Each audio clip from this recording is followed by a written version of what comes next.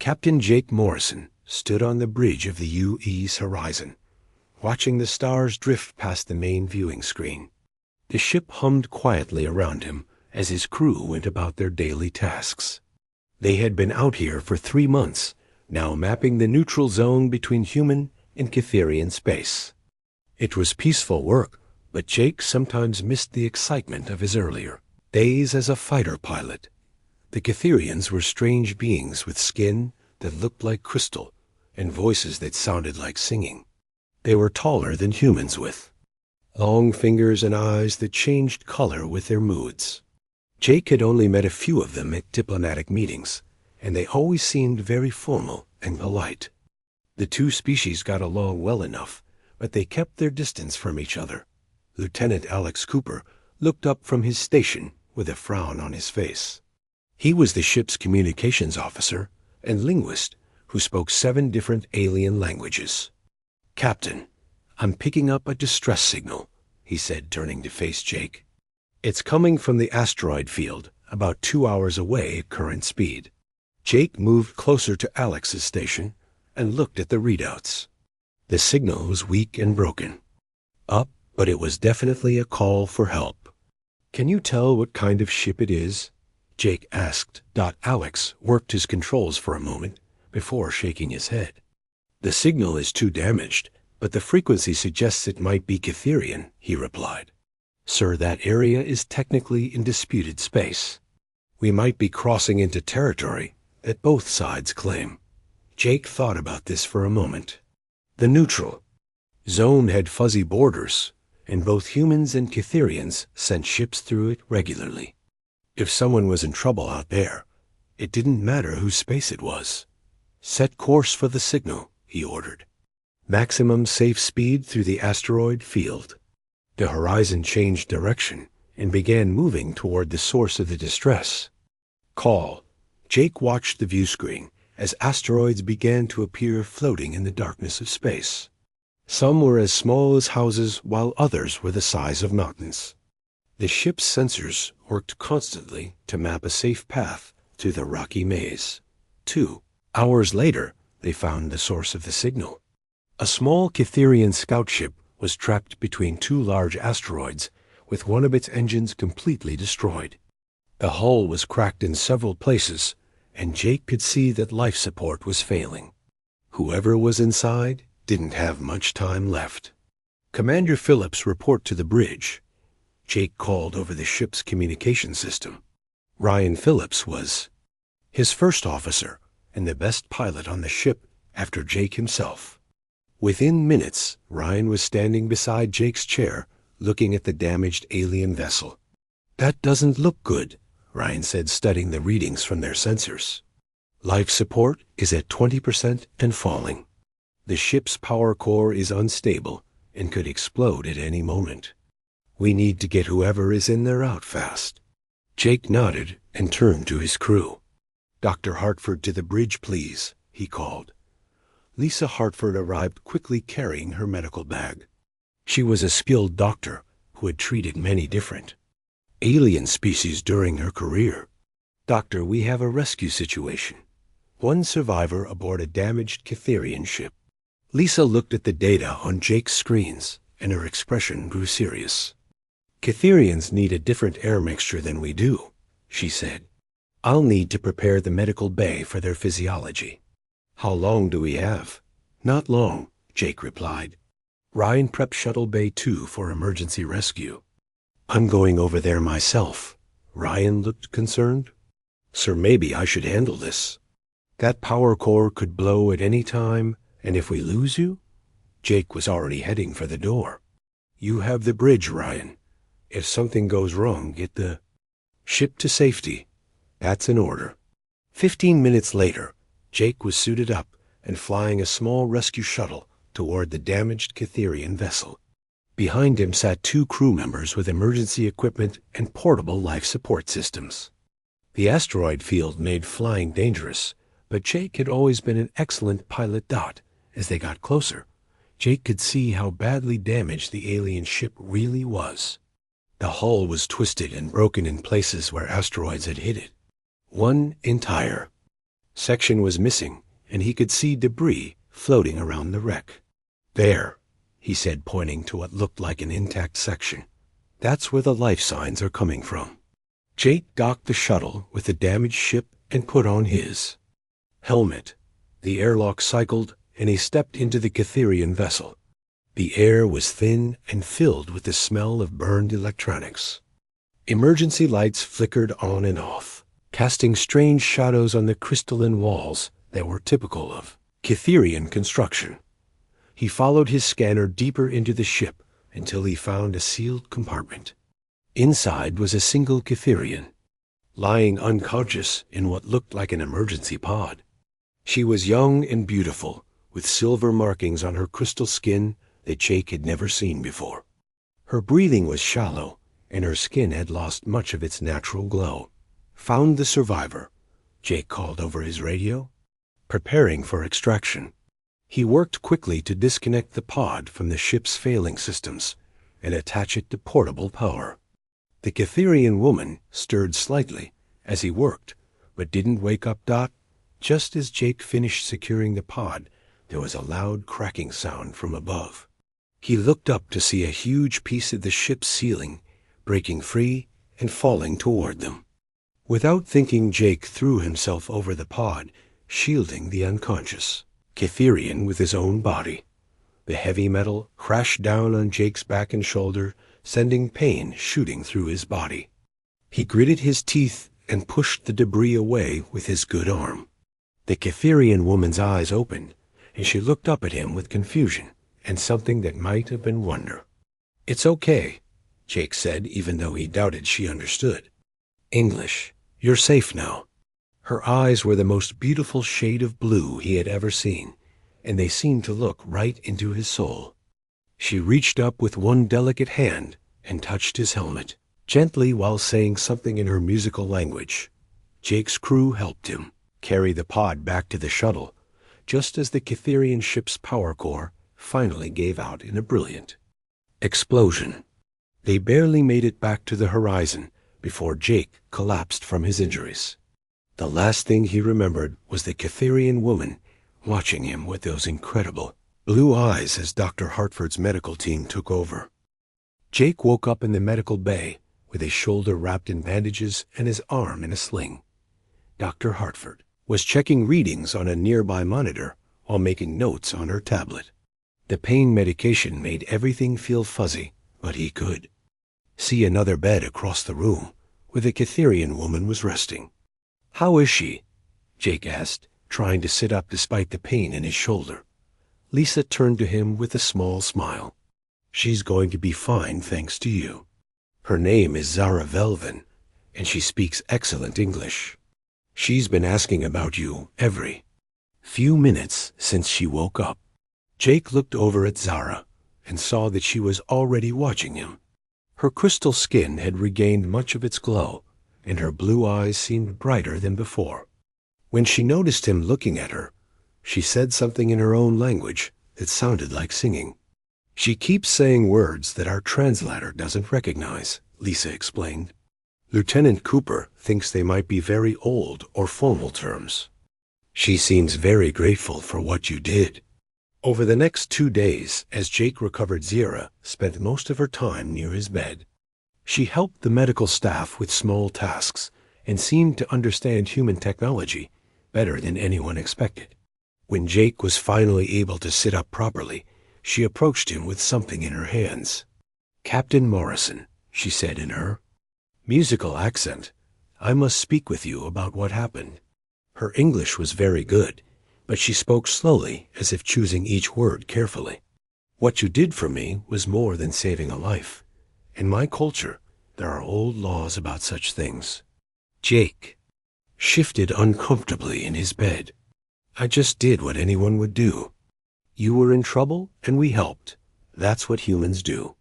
Zara's eyes changed from blue to a deeper purple color. "No, Captain, you do not understand. You risked your own life to protect mine from harm. This creates what we call vel thurai. It is a sacred bond that cannot be broken." Before Jake could ask what that meant, Lieutenant Cooper appeared in the doorway. Captain, we've reached the crossroads station. There's a Cytherian delegation waiting to meet with us. They say they're here. For Zara, Jake nodded and started to get out of bed despite Dr. Hartford's protests. Tell them we'll dock in an hour. I want to make sure she gets home safely. Zara looked troubled by his words, but didn't say anything. She helped him get dressed and walked beside him as they made their way to the docking bay. Jake was surprised to see his entire senior staff waiting there in their dress uniforms. Sir, Commander Phillips said, stepping forward, the Cytherian delegation is quite large. They've brought what looks like an honor guard, and they're treating this like a major diplomatic event.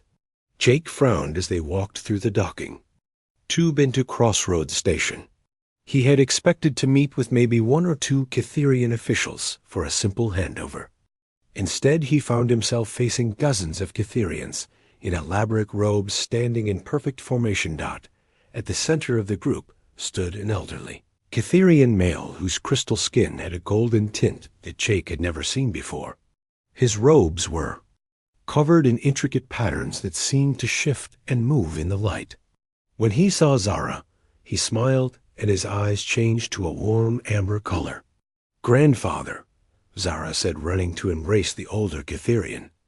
They spoke quickly in their own language, while Jake and his crew waited nearby.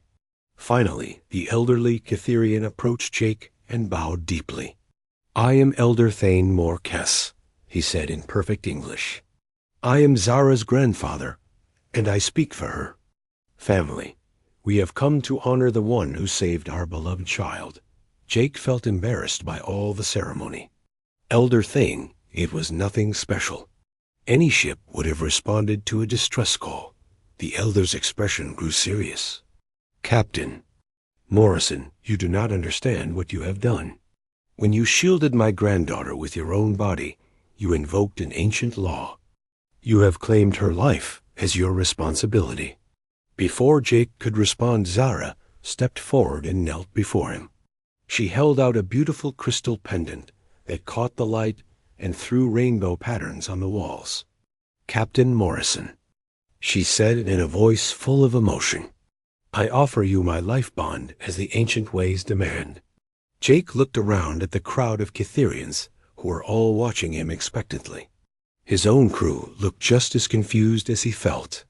Zara, please get up. You don't need to kneel to me. But when he tried to help her stand, she remained kneeling. The bond must be accepted, she said. Please take the pendant and speak the words of acceptance. Elder Thane stepped closer to Jake. Captain, the bond gift must be accepted or refused. There is no middle path in this matter. Jake looked at the pendant in Zara's hands. It was beautiful, and obviously very valuable, but he didn't understand why she was giving it to him. Not wanting to offend her or her people, he reached out and took the crystal. The moment it touched his skin, it began to glow with a soft blue light. The crowd of Cytherians began to sing in their musical language, while Zara stood and smiled with tears in her eyes. Elder Thane placed a hand on Jake's shoulder and spoke. In a voice full of joy, the bond is acknowledged, he announced. Let all who witness know that Captain Jake Morrison has accepted the Velthurai and claimed Zara Velvan as his life mate. Jake felt the blood drain from his face. His what now? He whispered to Commander Phillips, who looked just as shocked. Sir, I think there's been a misunderstanding, Phillips said quietly, but Elder Thane had heard him. There is no misunderstanding, Commander, the elder replied. Your captain saved Zara's life at risk to his own. By our most ancient laws, this creates a bond that can only be resolved through marriage. The ceremony will take place tomorrow. The crystal pendant in Jake's hand grew warmer and began to pulse with his heartbeat. Around them, the Cytherian delegation continued their singing while station personnel gathered to watch the spectacle. Jake felt like the world was spinning around him. Tomorrow, he managed to say, marriage, but I don't even know her. Zara stepped closer to him, and her eyes were full of hope and fear. Captain Morrison, The bond is not just law, it is life itself. If you refuse me, I become void-touched. I can never return to my people, and I will fade until death takes me." "That seems a bit extreme," Dr. Hartford said, stepping forward.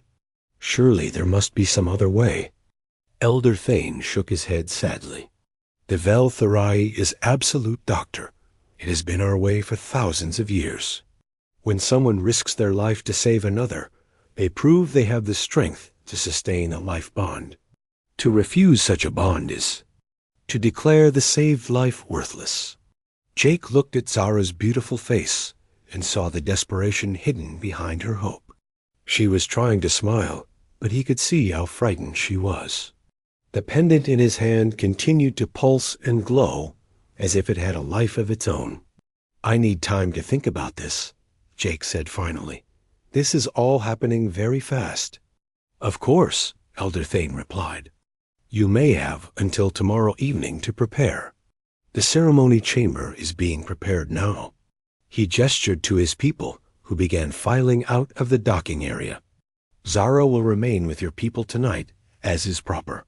As the Catherians left, Jake stood holding the glowing pendant and trying to process what had just happened. He had gone from ship captain to reluctant groom in the space of 5 minutes. Zara remained beside him, looking uncertain and afraid. "Captain," she said softly, "I know this is not what you wanted. If you truly cannot accept the bond, I will understand. I would rather face exile than force you into unwanted marriage."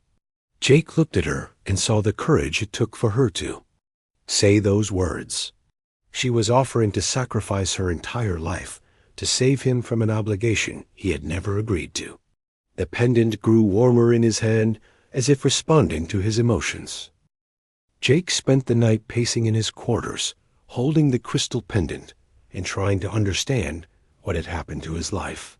The pendant continued to glow softly, and he found himself staring at it for long periods.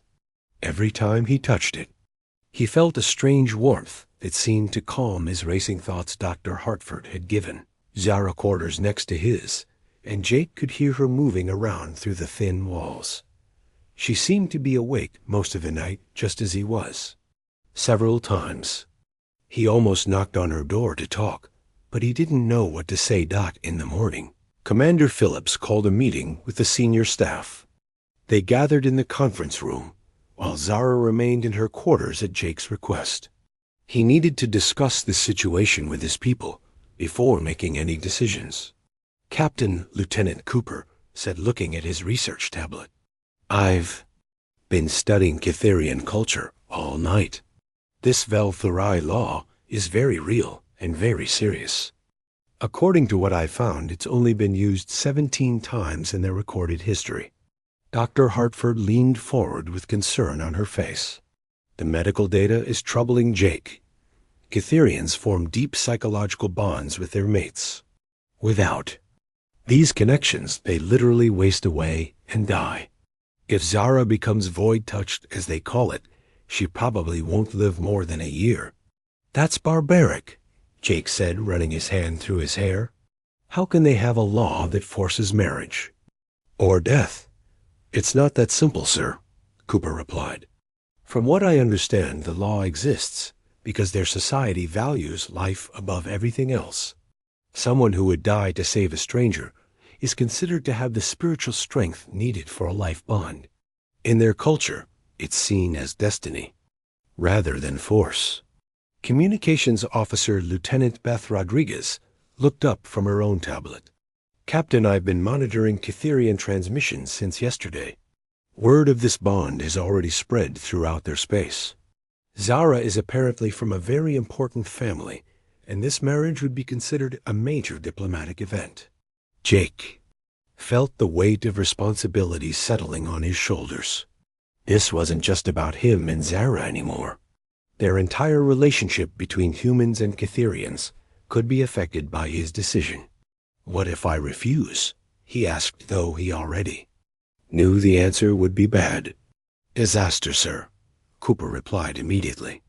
Not only would Zara face exile and death, but her family would be dishonored. The Catherians would see it as humans declaring that Catherian lives have no value. It could end diplomatic relations between our species. Phillips shook his head in frustration. So Jake has to give up his entire life because he did the right thing and saved someone. That doesn't seem fair. Life rarely is fair, Commander, Dr. Hartford said softly. But Jake, you need to know that refusing the bond wouldn't just hurt Zara. It would essentially be murder. She would die because of your choice. Jake stood and walked to the window looking out at the bustling station. He could see Catherian ships arriving constantly as word of the impending ceremony spread. In a few hours, he would have to make a choice. That would affect not just his life, but potentially millions of lives across two species. I need to talk to her first, he said finally. I need to understand what this really means. Jake found Zara in the ship's observation lounge, staring out at the stars. She had changed into a simple blue dress that made her crystal skin seem to glow. When she heard him enter, she turned with a sad smile. Captain Morrison, she said formally, have you made your decision? Call me Jake, he replied, sitting down across from her. And I need to understand something first. Is this what you want, or are you just following your culture's rules? Zara's eyes shifted from blue to a soft green. Color. That is a very human question, Jake. In my culture, we do not separate what we want from what is right. The bond exists because you proved your worthiness to sustain a life mate. But do you want to marry me? Jake pressed. Not because of laws or customs, but because of who I am. She was quiet for a long moment, looking down at her hands. When she spoke, her voice was barely above a whisper. When I was trapped in my ship waiting to die, I felt very alone. Then you came and risked everything to save me. When that debris fell, you covered me with your own body without hesitation. In that moment, I felt your soul, Jake, and it was beautiful. Jake felt something stir in his chest at her words. But you don't really know me. We've barely spoken except about this bond situation. I know enough, Zara replied, looking up at him. I know you are brave and kind. I know you put others before yourself. I know you could have left me to die, but you chose to save me instead. These are the qualities my people value most in a life mate. What would this marriage actually mean? Jake asked. Would I have to leave my ship, my crew, my life? Zara shook her head quickly. Oh no, Jake. The bond does not require you to abandon your path. Many Catherian couples serve on different ships or in different roles. The connection we share would remain strong across any distance. Connection, Jake repeated. What kind of connection? Zara's eyes grew bright with something that might have been excitement. Catherians who are bonded share an empathic link. We can feel each other's emotions and sometimes even thoughts. It allows us to support each other no matter how far apart we are. Jake thought about this carefully. The idea of sharing his mind with someone else was both fascinating and terrifying.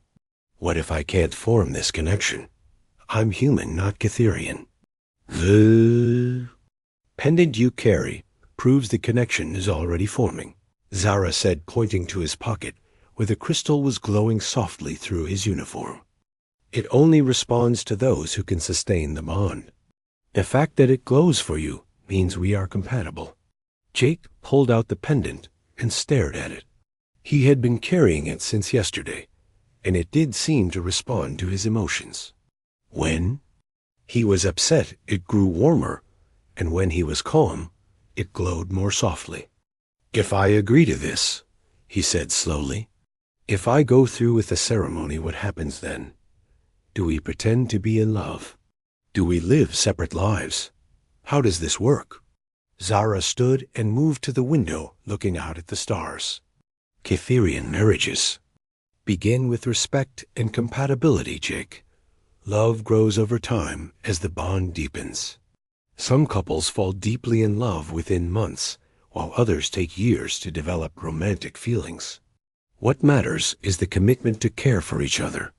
And if love never comes, Jake asked, though he wasn't sure why he was still considering this insane situation.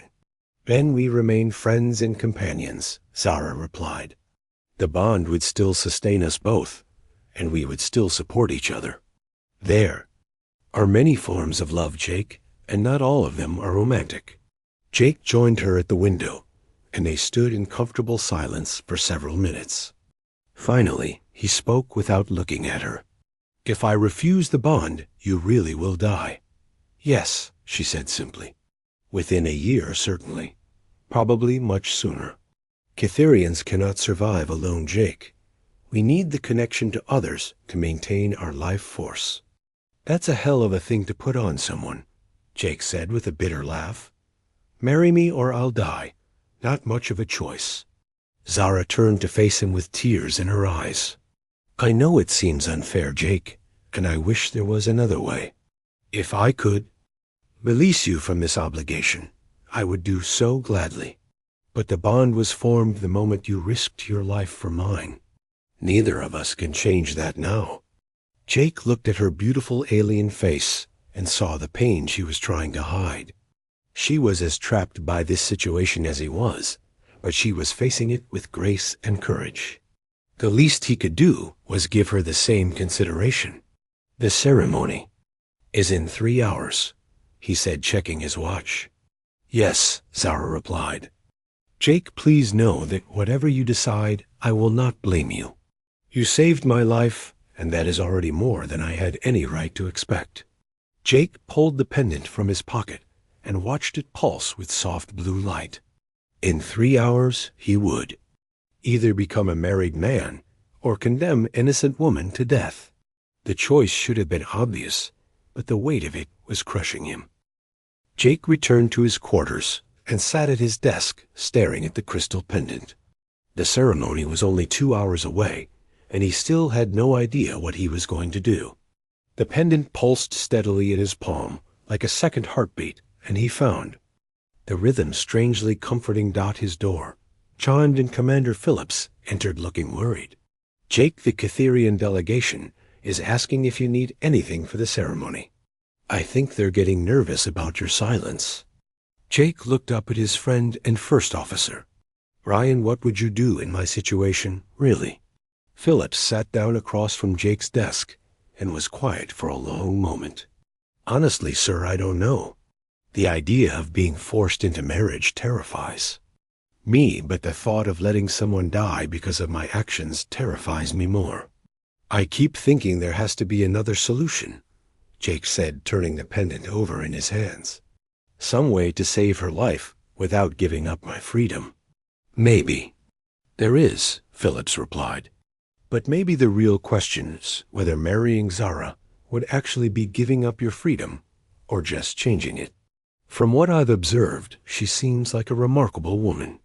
Jake had been thinking the same thing, but he hadn't wanted to admit. She is remarkable. But Ryan, this is marriage we're talking about. The rest of my life bound to someone I barely know. You barely knew any of us when you took command of this ship, Phillips pointed out. But you've built a family here through shared experiences and mutual respect. Maybe marriage doesn't have to be different. After Phillips left, Jake decided to do something he should have done hours ago. He accessed the ship's computers and began researching everything he could find about Zara Velden and her family. What he discovered surprised him. Zara was not just any Cytherian noble, but a member of one of their most important scientific families. Her grandfather, Elder Thane, was a respected physicist who had helped develop much of their crystal technology. Zara herself had degrees in both engineering and xenobiology, which explained how she had been so helpful in the medical bay. More interesting were the records of her rescue mission. She had been conducting solo surveys of dangerous asteroid fields to help establish safe shipping routes between Cytherian and human space. The work was risky and important, and she had volunteered for it despite her family's objections. Jake found himself reading her published papers on crystal resonance technology and was impressed by her brilliant insights. She wasn't just beautiful and kind, but also one of the smartest people he had ever encountered. The idea of having such a person as a partner was actually appealing rather than frightening. His research was interrupted by Dr. Hartford, who entered his quarters carrying a medical scanner. "Jake, I need to check on Zara's condition, but I thought you should see this first." Lisa showed him the scanner readings from that morning. Her life signs are already starting to decline. The stress of the uncertain bond is affecting her physically. If this continues much longer, the damage might become permanent even if you do accept the marriage. Jake felt a stab of guilt as he looked at the declining health indicators. How long does she have? Hard to say with alien physiology, but I'd guess days rather than weeks if the bond remains unresolved, Lisa replied. Jake, I know this is an impossible situation, but that woman is dying because she's afraid you're going to reject her. After the doctor left, Jake made a decision. He couldn't make this choice based on fear or obligation.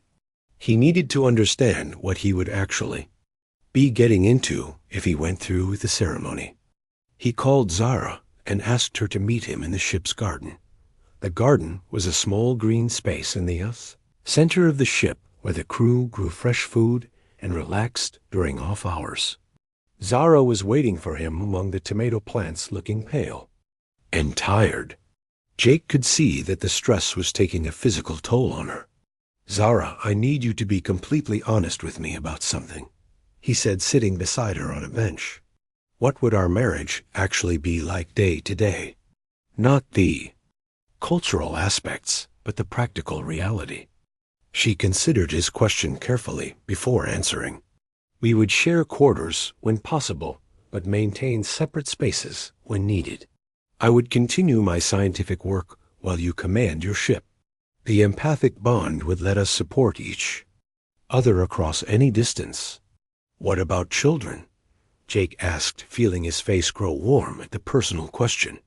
Catherian and human genetics are not compatible for natural reproduction, Zara replied matter-of-factly. But both our species have advanced adoption systems if we chose to raise children together someday. Jake found himself relieved by this answer, though he wasn't sure why. What about other relationships? If we're married, but not in love, are we expected to remain celibate forever? Zara's eyes changed to a soft purple color, which Jake was beginning to recognize as embarrassment. The bond creates deep emotional intimacy, but not necessarily physical passion. Many Catherian couples maintain the marriage bond while having romantic relationships with others. What matters is honesty and respect between the bonded pair. This answer surprised Jake. Human marriage was typically exclusive, but Catherian culture apparently had different expectations. So we could be married, but still date other people. If that is what we both agreed was best for our happiness, then yes, Zara replied. The bond is about emotional support and spiritual connection, not ownership or control. Jake thought about this for several minutes while they sat quietly in the garden. The more he learned about Catherian marriage, the less frightening it seemed. It was more like a deep friendship with legal and spiritual components than the restrictive institution he had imagined. There's something else I need to know, he said finally. Do you actually want to marry me, Zara?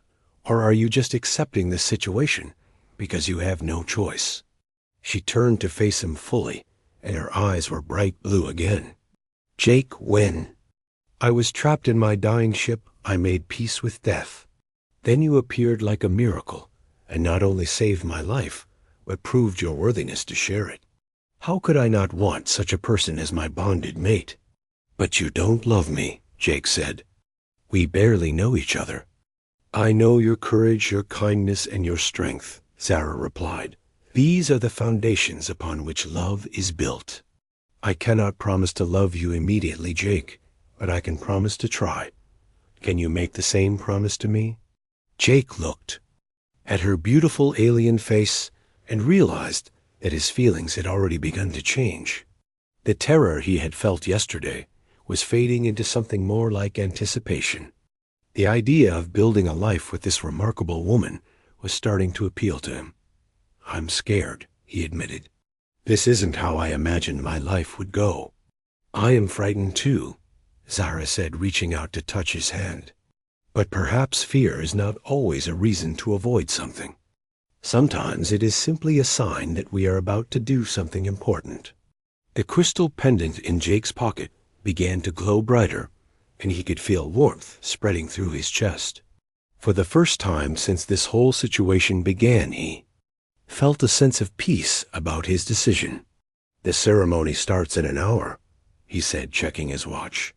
"Yes," Zara replied. "Jake, whatever you decide, I want you to know that meeting you has been the greatest honor of my life. You gave me back my future when you saved me from that ship." Jake stood and helped her to her feet. "Then I guess we should go get married," he said with a smile that surprised them both. Zara's eyes went wide and began to shift through a rainbow of colors.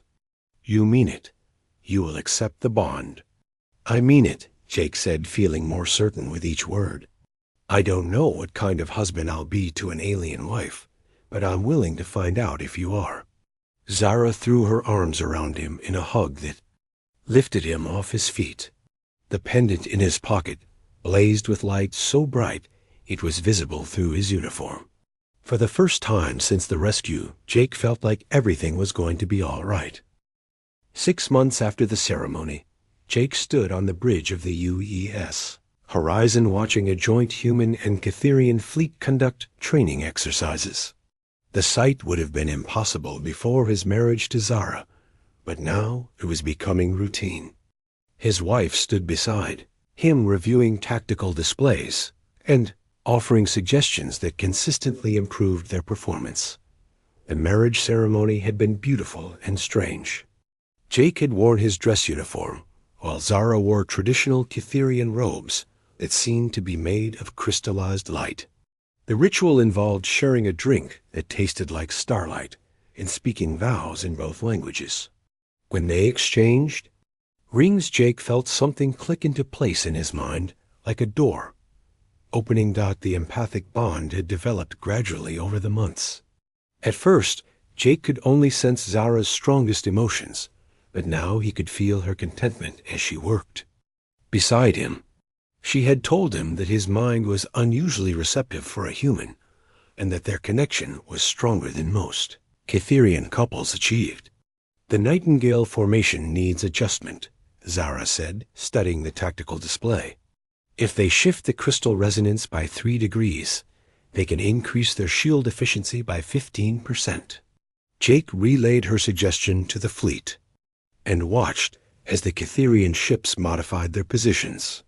The improvement in their defensive capability was immediately obvious on the sensors. His wife had an intuitive understanding of energy patterns that amazed both species. "Nice work," he said, squeezing her hand. Through their bond, he felt her pleasure at the compliment, along with her continued amazement at human tactical thinking. They made an excellent team, combining her scientific insights with his military experience. Their marriage had not been without challenges. Jake had struggled with the intensity of the empathic connection during stressful situations. The first time the ship went to red alert, he had been overwhelmed by feeling both his own adrenaline and Zara's fear through their bond. Dr. Hartford had helped them develop mental exercises to manage the shared emotions. Zara had faced her own difficulties adapting to human customs. She had been raised in a culture where privacy was rare and emotional openness was expected. Learning to give Jake space when he needed solitude had been hard for her. But they work